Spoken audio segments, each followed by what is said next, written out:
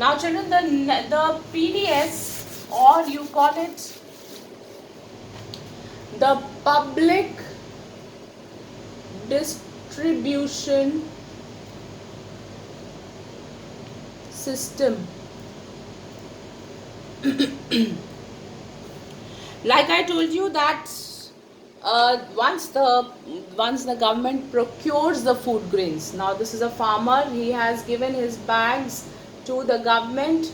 Now the government is going to distribute among the needy people, distribute this to the needy or the poor people who cannot afford to buy food or who do not have access to good quality food. So they are going to get distributed by the government through the ration shops, or we call it the fair price shops. Okay, they are the fair price shops.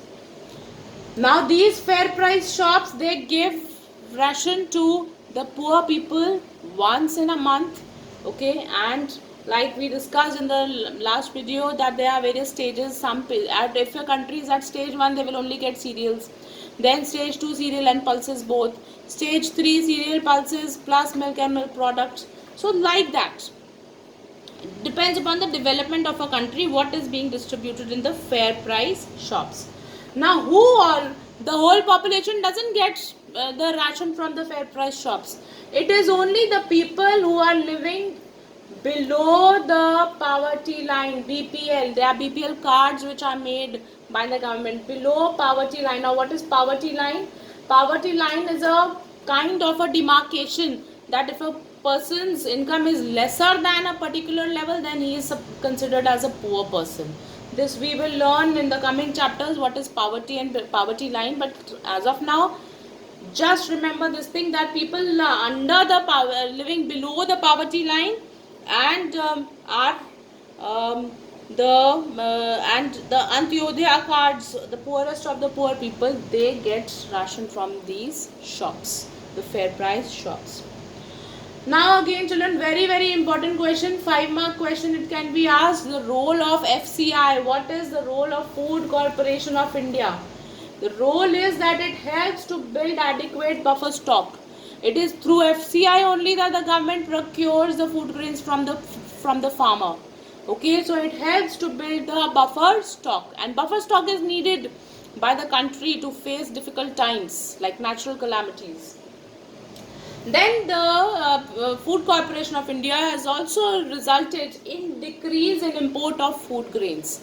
Decrease in import of food grains means that because it has been successful in maintaining a good buffer stock, so there are the imports are lesser, or maybe we can say that we are not importing food grains anymore. Then if there is a price decline for the farmer, then Food Corporation of India intervenes. It goes in between and purchases the food produced from the farmer, so that farmer is not at loss. So the price decline of the food grains is also checked, means that it doesn't let the price of the food grains decline much. Okay.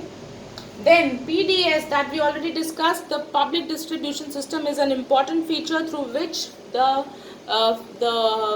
essential food crops are given to the poor people. Okay. Then warehousing means the storage facilities. Now Food Corporation of India, when it purchases and keeps the buffer stock, it has got good storage facilities and it has led to good warehousing facilities for our country. Okay, so this is one thing. Then also the last function is that when in a country one region is suffering from a shortage of food grains and the other has a surplus of food grains, then the Food Corporation of India, it gives or it transports the food grains to that the area which has got shortage of food grains.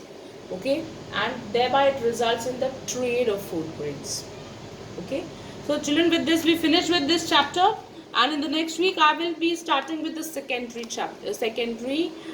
sector. Thank you.